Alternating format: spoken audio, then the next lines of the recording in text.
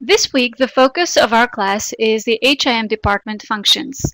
So there is actually a brief lecture in your lecture area, week 4 lecture area. I'll just complement it with some additional information on the HIM functions, data characteristics, and then I'll also highlight some of the review areas for your weekly quiz. So, overview of HIM functions.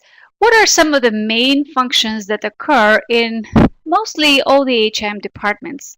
And when I say HM departments, that could include a physical environment where people are all working in an office area, or it could be spread into different areas of the hospital, or it could be even virtual.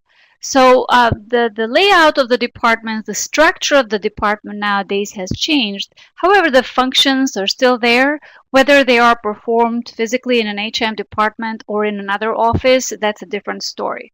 Okay, but you need to know that you could eventually, if interested, perform any of these functions. Again, given your training and your education, your RHIT certification, and so forth.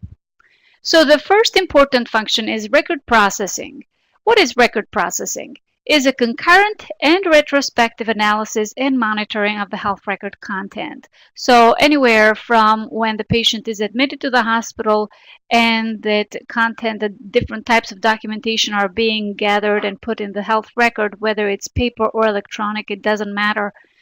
There is actually a review process called concurrent review. Usually the clinical documentation improvement people are taking care of that. There's also coders sometimes that will take a peek in the health record while the patient is still in the hospital. But most of the analysis is done in a retrospect, basically after the patient is discharged. That's when all the documentation should be together, all completed. And HIM department, it is the responsibility to, if there are paper records, to pick them from the floors, bring them down to the department or wherever the department is, or if they are electronic, to monitor and check their completion and look for inconsistencies and so forth. Okay, what are some of the flaws or some of the issues in terms of quality here? First of all, records may not be all processed well. For example, during the concurrent analysis, something was missed. Maybe the diagnosis that was put by the physician does not have all the supporting documentation with it. Or perhaps in retrospect, as you're looking, there's pieces of the records that are not there or are there but are not signed, which leads us to record completion function. Okay, this, by the way, will be the focus of your course project at the end. There, you will have multiple Excel spreadsheets that have information on history and physical, operative report, physician orders, and discharge summary. Record completion has to do with completing all the different types of documents that should normally be in a health record. What is normally? It depends on the site, on the type of healthcare facility, as well as compliance guidelines that are derived from either different certifications or perhaps from accrediting agencies, licensing bodies, and so on. The healthcare organization could have their own policies and procedures that determine certain things that need to be in the record. For example, and when they should be in the record. For example, think about record completion in terms of not having any unsigned or uncompleted documents by a certain time. Normally, the Joint Commission will ask for the documentation to be complete within 30 days of discharge. Let's say the discharge summary. Okay, let's focus on that. Now, if the hospital determines that a discharge summary should be in place within 15 days of discharge, so then that would become the new benchmark, the new compliance standard. So the facility would have to adhere to that. So if the record is not completed by then, it becomes a quality issue, and the department would have to report and follow up with that. Another important aspect is storage and retrieval of the health records, and this includes monitoring, tracking of health records, where they are located, when it's a paper record especially. This is very important. But even in the electronic format, you would think that once you put in the ID number or certain um, identification pieces of a patient, then you'd be able to search and pull up the record. Sometimes, depending on how old the record is, it could be, it may not be directly located right there and come up right away. Perhaps your system will prompt you to go into the archives and look there. Or it will just take a while for it to actually connect to the archives, make sure that you really want this record, because it will take additional time and so on. Okay, so again, making sure that records are accessible and you know where they are at any point in time, it is very important, and it becomes part of the quality aspects in HIM. Release of information, definitely, there are certain standards that we need to comply by, and this is, by the way, another area that you will see in the course project. So basically, once a request for release of information is received, you're expected to comply with it. And if it's complete and you have all the necessary information and the authorizations, you have to comply with that request within 30 days if the record is stored on site. Okay, so if it's not, then again, you have not done your job, or the department did not do a good job, and it becomes a quality issue. Okay, when the standards are not met, it becomes a quality issue. Clinical coding of diagnosis and procedures. I expect some of you probably will address these areas: coding, release of information, transcription, all of these in your discussions this week. So this is another key area in terms of quality. Of course, it has to do with accurately assigning a coding of diagnosis and procedures, and that relates to proper training, to proper systems that are used, that are updated. Sometimes the systems can actually cause issues in quality. If something, let's say, has changed and the system was not updated to reflect that, then it will create issues in coding correctly and reporting those codes correctly. Transcription of medical records has to do with the actual typing of dictated reports. So a dictated report is a report that a physician or another clinician will speak through the phone. They will use a phone system that is secure, that's part of hospitals' health information systems, and they will actually speak to the telephone system, things about the patient, details about that particular encounter, whether it's a history and physical, a discharge summary, a pathology report, a radiology interpretation, all of these. The transcriptionists will hear that, then they will type it up. The typed report will go back to the physician or the clinician who generated it, and they will have to sign it. If there are issues in transcription, perhaps something was not typed correctly, then it delays the process of signature and completion. In addition, if the doctors or other clinicians did not dictate the information properly, or maybe they missed key pieces such as patient identification, then it will delay the transcription process until these pieces are verified. So again, when there's delays, when there's incomplete areas, this again becomes a quality issue. Statistical and internal report generation. These are ongoing. Sometimes they are heavier at the end of the month, but really it depends on the reporting period for the hospital. There are daily reports too that are generated that help with operations, with daily operations. There are quarterly reports. So when it comes to the reports, really it is an issue of, not an issue, but it has to do with knowing what you're reporting to, what you're reporting about, and who are you reporting to. Okay, and what really matters in terms of the hospital's goals and strategies.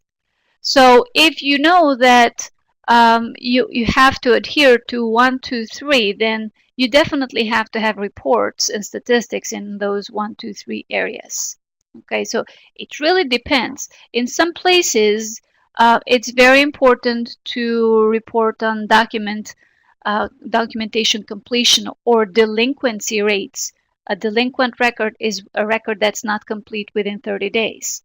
In some other places, it becomes very important to report on maybe duplications and issues with master patient index or cleanup of master patient index and things of that nature. Another important aspect is cancer and trauma registries and any other registries. It could be birth registries. Okay, what could be the quality issues here? Again, go back to your HIT 141 content and think about the registry process, how you identify a case, how you actually find it, and make sure that all the data that is needed is abstracted from the health record. In any of these phases, errors could occur. So how do we make sure that we pull the correct information, we identify the right cases to be included in the registry, and so on?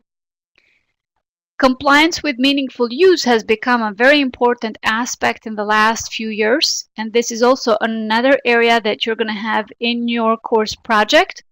Okay, so there's a bunch of criteria that are given, including, let's say, how many physicians or what is the percentage of orders that are being put through a computerized physician order entry system, or what is the percentage of structured data that's being entered into the system. What is the percentage of patients that are accessing patient portal? There's a number of these, okay? So can we control that? Not really, because as far as, let's say, patient portal, you can't control, access, or even you can't make the patient sign in the patient portal, but you're asked to actually track that and report that to the government. When it comes to core measures, it comes down to clinical aspects and protocols that are followed for certain diseases such as acute myocardial infarction, core measures, pneumonia, stroke, and so on. There are individual criteria for each of these diseases. For example, a pneumonia patient is required to have blood culture done within 24 hours, an x-ray done, chest x-ray done within 24 hours, and so on. The idea there is to make sure that, excuse me for that phone ring, the idea is to make sure that the correct protocol is being followed and patients are being taken care, following the clinical protocols required out there. Okay, so that is also reported. So what do? We actually look through the chart and we would see this patient, for example, has pneumonia, and then we would look through her record and see, was there a chest x-ray done? Okay, you find it, and then you see when was it done. And then you look at when was the time of admission, and you check on that difference. Was it done within 24 hours of admission? And then if yes, you mark a yes. Okay, so that's a type of job. Actually, I did this job for a while at Holy Redeemer Hospital. So all of that data at the end of the quarter is reported to the government. Assistance with other quality aspects and reviews, incident reports, sometimes blood usage, or assistance with physician reappointments and pulling out reports about the volume of patients they had or mortality rates and so on. All of these are important aspects. So what do you do to assure quality? Now, for every process, things might be different. In some areas, you might want to have an ongoing monitoring, or maybe a certain type of reporting setup where if something falls out of a certain threshold, you have an indication of it. Let's say if your delinquency rate is below 50%, then you would have a way to know quickly right away and try to address it as soon as possible. Or perhaps if your meaningful use, compliance with meaningful use is falling below 80%, and even that is not that good, but at least 80% is the minimum, you would have a system that would help you monitor that compliance. So you would bring it up to the physicians and the clinicians to address it before it gets out of hand and really, really low, because that affects the reimbursement rates too, guys.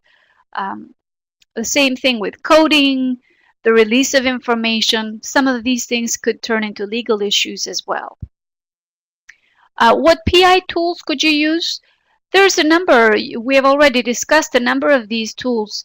Really, the Plan, Do, Check Act is a big one. If we talk about consistency and continuity of care and continuity of monitoring and trying to identify issues as they occur. But then, depending on what the issue might be, root cause analysis, brainstorming, flowchart, all of these are good tools that you could use. Another important aspect is data quality, and data quality characteristics include accuracy, accessibility, comprehensiveness, consistency, currency, definition, granularity, precision, relevancy, and timeliness. So accuracy has to do with the data being correct, true, and reflecting reality. Accessibility, it means that the data can be received or obtained whenever it's needed. Comprehensiveness means that all the data that's required is there, okay? Consistency means that data are reliable, does not change no matter how it's stored or accessed, even if it's online and it's being transmitted and it's being put through another server, whatever the case or the process might be, there is no alteration occurring. Or it's the same throughout the record. So if you have put down that the patient had right breast surgery, then hopefully you'll see that ongoingly consistent in all the reports. It would not be consistent if for some reason in a radiology report you saw left breast cancer, but then right breast was removed. Currency means the data is up to date. Definition means that the data is uniform, and it has uniform meaning among users. For example, if you're using the term cold, you know that the term cold, for example, as in the patient has a cold, then it's a viral sort of infection. However, if you're saying that the patient is cold, that's different. So just making sure that there is some uniformity here. That is really big when it comes to coding. That's why there are rules in coding. When you code, for example, pneumonia, no matter where it is, in what part of the country, if you have followed the clinical coding guidelines to pick up pneumonia as a diagnosis, it means that the uniform, it has the same meaning among all the users. Granularity means that the data cannot be divided any further. It's defined at the correct level of detail. Precision has to do with the expected acceptable values or ranges. So if it's meant to be at 3 decimal points, then it's got to be there. For example, sometimes mortality rates are really low and they need to be reported at that decimal point. Relevancy means that the data is useful and serves the purpose. And last, timeliness means that the data is recorded at or near the time of event. Apologize, these are not straight. They were straight, but I think when I put the PowerPoint in the Adobe format, it switched a little bit. All right, so I don't want to bore you with everything else that's about the HIM functions. You have the textbook, and there is, like I said, an overview in your lecture area already. Just want to highlight some of the areas that you might want to review for the quiz. Those data quality attributes or characteristics, definitely. Who is responsible for ensuring data quality? You know, everybody really, everybody in the department, and even the clinicians and physicians and everybody else. Quality control, what does it include in the HIM department? HIM department performance measures, anything that's got to do with release of information or transcription turnaround time, productivity measures. examples of expenses and revenues in the HIM department. And we didn't even talk about that, but make sure that you review expenses. For example, if you have outsourced transcription, that's going to be an expense. Or revenue, if you are releasing information and collecting money for that, that's revenue. Um, as we have talked, quality involves changing things in the processes and all of those. So managing change is another important aspect. The quality improvement process, review those pages that I put down. The PI tools, I mentioned a few, various types of charts, review those.